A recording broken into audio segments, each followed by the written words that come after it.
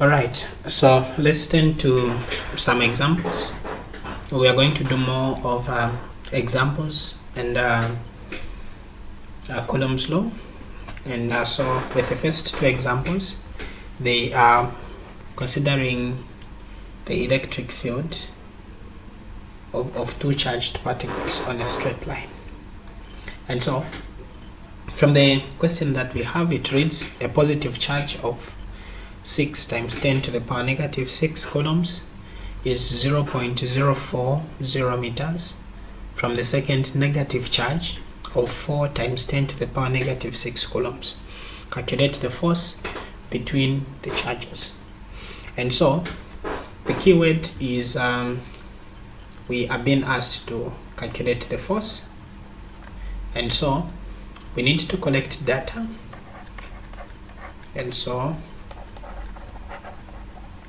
we have two charges which we are going to say one of them is going to be Q1, and we are told that it is a positive charge and it is having a charge of 6 times 10 to the power negative 6 coulombs. Furthermore, the second charge Q2 is negative 4 times 10 to the power negative 6 coulombs, and then the distance between the two charges, which we are going to denote as R, is 0.040. Let me just erase that so that we don't see it as a 6.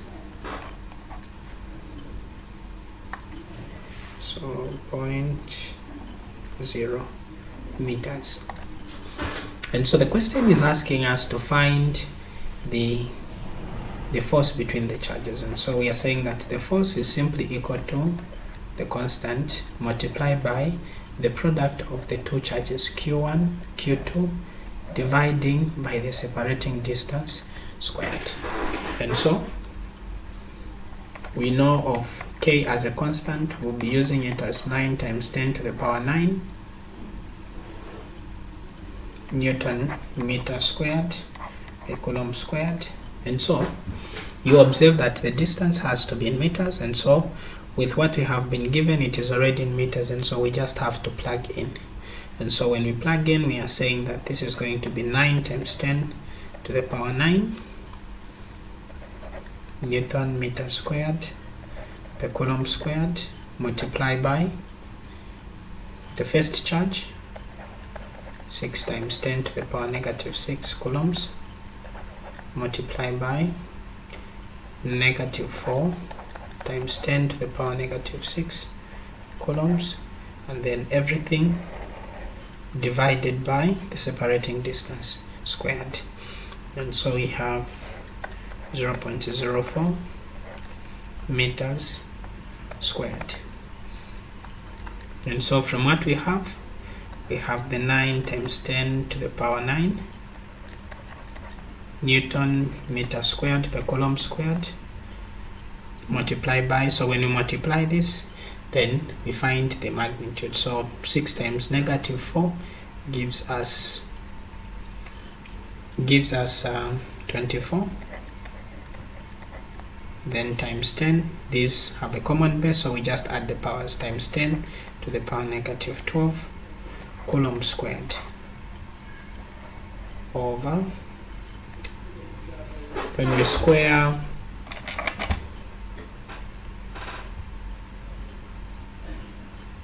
a 0.04,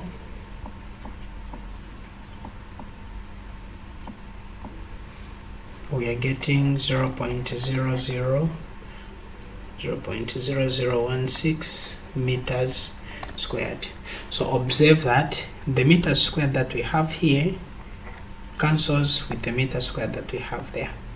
The per coulomb squared will also cancel with the coulomb squared, and so the answer that we are going to get is going to have the units newtons, and so it then qualifies the fact that we are working out the force, and so the force is actually measured in newtons.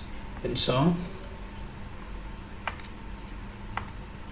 we are then saying we have 9 times 10 to the power 9 multiplied by 24 times 10 to the power negative 12 over 0.0016, and so all this is just having the units newtons. And so whatever that we do, we simply just multiply. Basically, laws of indices will simply have 9 times 24 divide by 16, then multiply by 10 to the power 9.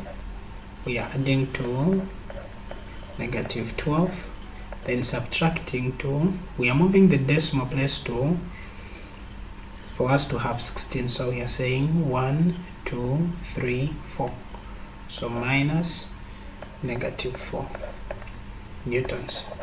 And so when we work that one out, we are saying that 4 can go into 16, 4 times there 6, so we have 9 times 6, which gives us 54 over 4 times 10 to the power, when we do the math there, we have 9 minus 12, then plus 4, and so our answer is simply giving us a 1, so newtons. And so when we divide 54 over 4,